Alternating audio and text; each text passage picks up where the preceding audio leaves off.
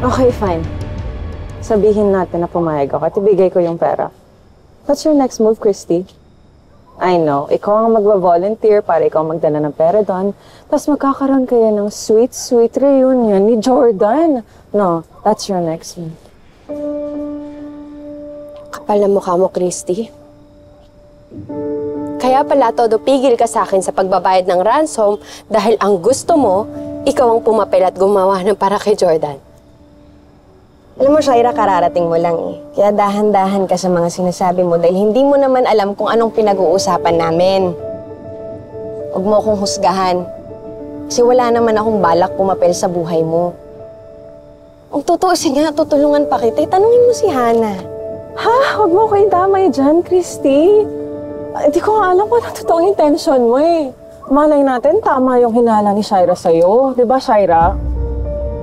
See? Ano, magdadanay ka pa?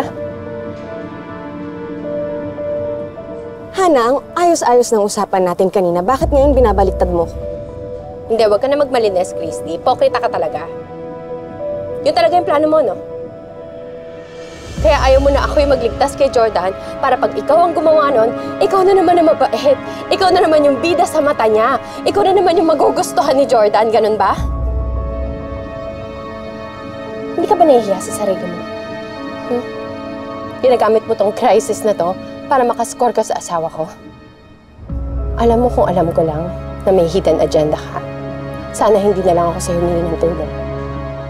Shaira, wala akong motibo dito. Gusto ko lang tulungan si Jordan. Kayo lang naman ni Hanang nagbibigay ng ibang kahulugan sa ginagawa kong tulong eh. Hey. Puputin nyo nga, ang gaganda nyo, pero ang dudumi at itim ng mga utak ninyo. Christy, please. Tumigil na nga kayo. Nakakahiya sa kapitbahay. Tama na yan. Mag-usap kayo na maayos. Alam mo kasi, Christy, kung ayaw mo mapag-isipan ka ng hindi maganda, huwag ka masyadong halata. Hindi na ikaw yung asawa ni Jordan, pero mas okay ka pa. Sa concern ka sa kay Shaira. Ako, oo. Hana, tatay pa rin ni Tori si Jordan. Kaya kahit hindi na kami kasal, karugtong pa rin siya ng pamilya namin. Ang lakas rin ng loobong magsalita, no? Pagkatapos mong husgahan ako para tulungan si Jordan, ano, ikaw ba hinuhusgahan ba kita nung tinutulungan mo sila yon? Tama na. Alam nyo, hindi ito ang oras ng pagtatalo, ha? Si Jordan, nasa panganib pa rin ng buhay. Ngayon, kung gusto nyo talaga siyang ma-rescue, kailangan isantabi nyo ang mga issues ninyo at magtulungan kayo. Okay, fine. Ibigay ko yung pera kay Shaira. But this is not charity, okay? I will hold you to your word na magtatrabaho ka sa hotel ko hanggang sa mabayaran mo yung utang mo sa akin. Ma'am, thank you talaga, Miss Hana. Napakabait ninyo. Sana umpisa pa lang kayo na lang yung hinihian ko ng tulong, hindi tulad ng iba dyan na akala mo mabait, bantay sa lakay pala.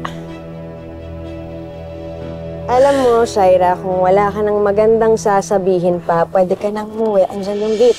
Una ka na. Di mo ko kailangan itaboy, Christy, kusa akong aalis. Dahil ayoko rin tumambay dito sa bahay ninyo na pugad ng ahas. At ikaw, Leon, sana bantayan mo yung fiancé mo. Para hindi yan namimihasa mag-over the bakod sa relasyon ng ibang tao.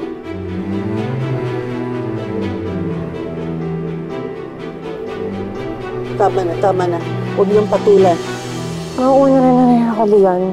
Mukhang marami pa kayong pag-uusapan niyo, Chris.